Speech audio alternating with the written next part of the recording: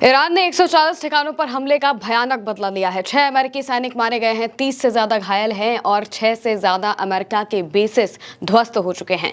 होर्मुज को पूरी तरह से ईरान ने बंद कर दिया है और कई अमेरिकी बेसों पर ईरान ने ताबड़तोड़ कार्रवाई की है।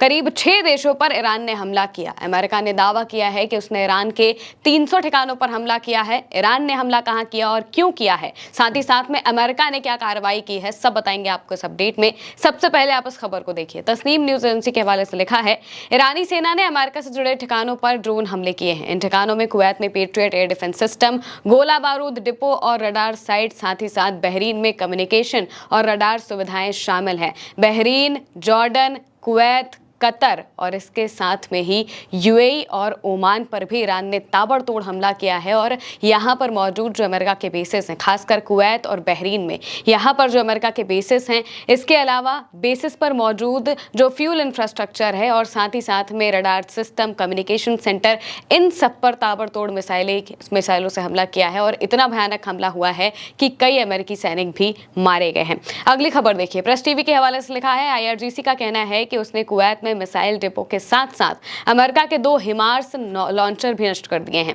इसके साथ में ही प्रेस टीवी ने आगे बताया है कि जॉर्डन के प्रिंस हसन एयरबेस पर मौजूद फ्यूल डिपो और गोला बारूद स्टोर करने की जगहों में आग लगा दी गई है। यानी कि यहां पर भी ईरान का हमला हुआ। सबसे पहले तो आपको बता दें, कुवैत में हमला हुआ। कुवैत में जो अमेरिका का मिसाइल डिपो है और अमेरिका के जो लॉन्चर्स हैं, हिमार्स लॉन्चर इन्हें कहा जाता है, यहां से मिसाइलें लॉन्च की जाती हैं। ईरान पर इन्हीं जगहों से मिसाइलें लॉन्च हो रही थी, इसी वजह से सीधे इसे ईरान ने उड़ा डाला है। प्रेस टीवी के हवाले से आगे बताया गया है कि जॉर्डन में जो अमेरिका का प्रिंस हसन एयरबेस मौजूद है, यहां पर फ्यूल डिपो और गोला बारूद स्टोर करने की जगहों में भयानक आग लग गई है। ईरान की मिसाइलों से ही आग लगी है। इसके अलावा बहरीन के गृह मंत्रालय का कहना है कि हवाई हमले के सायरन बजा दिए गए हैं और हम सभी निवासियों से अपील करते हैं कि वो नजदीकी सुरक्षित स्थानों पर चले जाएं। यानी कि बहरीन में भी ताबड़तोड़ हमले हुए, धमाकों की आवाज सुनाई दी, जिस वजह से हाई अलर्ट जारी कर दिया गया है। क्लैश रिपोर्ट के हवाले से अगली खबर बहुत बड़ी है। इस खबर में बताया गया है कि कैसे जो अमेरिका के सैनिक हैं वो बता रहे हैं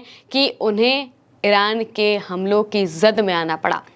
कुवैत में ईरानी ड्रोन हमले से बचे 6 अमेरिकी सैनिकों का कहना है कि सेना के अधिकारियों ने बार बार दी गई चेतावनियों को नजरअंदाज किया कि बेस असुरक्षित है और उस पर हमला हो सकता है। उनका आरोप है कि सीनियर कमांडरों ने सैनिकों को बिना पर्याप्त ड्रोन सुरक्षा वाली असुरक्षित जगह पर भेजा।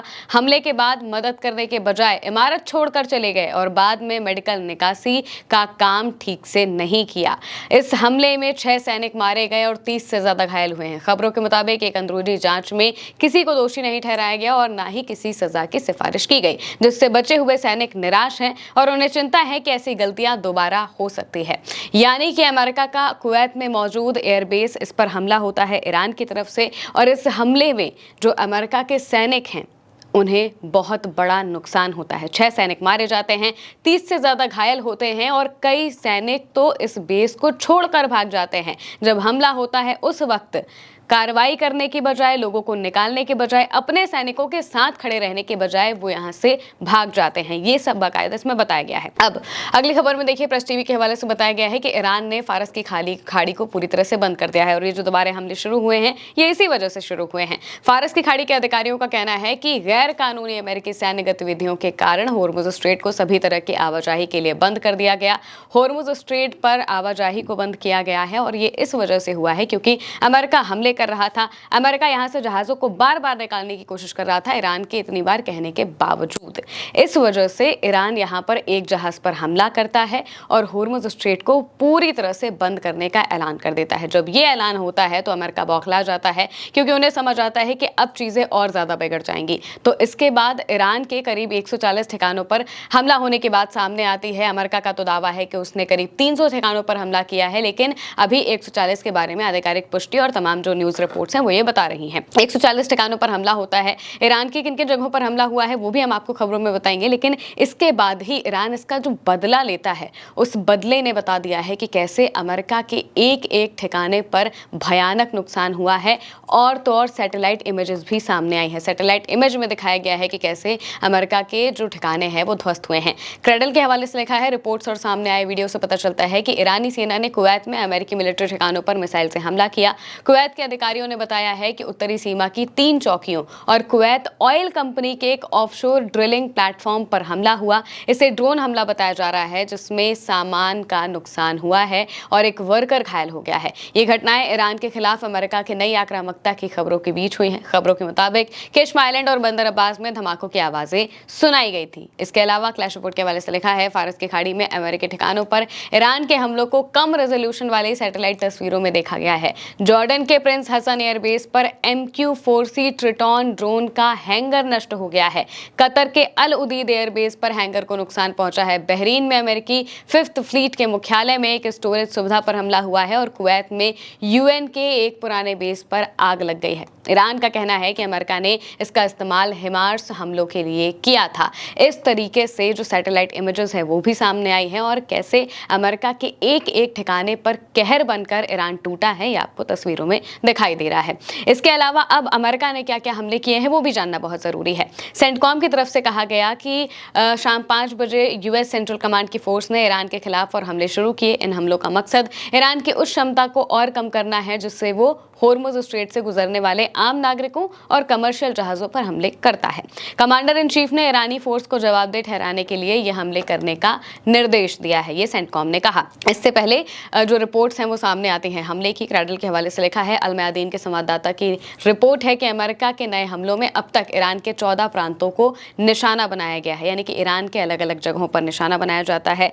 बताया जा रहा है कि ईरान में जो बंदर अब्बास का इलाका है, किश्म आइलैंड का इलाका है, जो खोजिस्तान का इलाका है, इन सब जगहों पर अटैक किया जाता है अमेरिका की तरफ से। यहाँ पर मौजूद कई जो फैसिलिटीज़ हैं जो IRGC की हैं, जैसे कि उनके मिसाइल लॉन्चर्स हो गए, उनके मिसाइल ठिकाने हो गए, स्टोरेज हो गए और कम्युनिकेशन सेंटर के साथ साथ जो बाकी की ज़रूरी चीज़ें होती हैं, इन सब पर अमेरिका अटैक करता है। और वो ये अटैक इसीलिए कर रहा है क्योंकि ये सारी जगहें जो हैं वो आइलैंड के पास का इसका इलाका है, जो होर्मुज इलाका है, उसी के पास में ये सारी चीज़ें पड़ती हैं और यहीं से ईरान इस होर्मुज के इलाके को कंट्रोल कर पाता है। इन्हीं सब चीज़ों की वजह से वो होर्मुज को कंट्रोल कर पा रहा है। जैसे ही कोई जहाज़ निकलने की कोशिश करता है, उसके रडार सिस्टम और कम्युनिकेशन सेंटर्स उसे बता देते हैं कि ये जहाज़ किसका है, कहाँ से आ रहा है और किस रास्ते से जा रहा है। इस वजह से ही IRGC को तुरंत पता चलता है। वो फास्ट बोट से जाते हैं, जहाज़ पर हमला करते हैं, उन्हें रोकते हैं और अपनी तरफ से मोड़कर निकालने का पूरा जो कोशिश है वो करते हैं। इसी वजह से जो अमेरिका है वो परेशान हो चुका है क्योंकि उसे अपना प्लान फेल होते हुए दिखाई दे रहा है।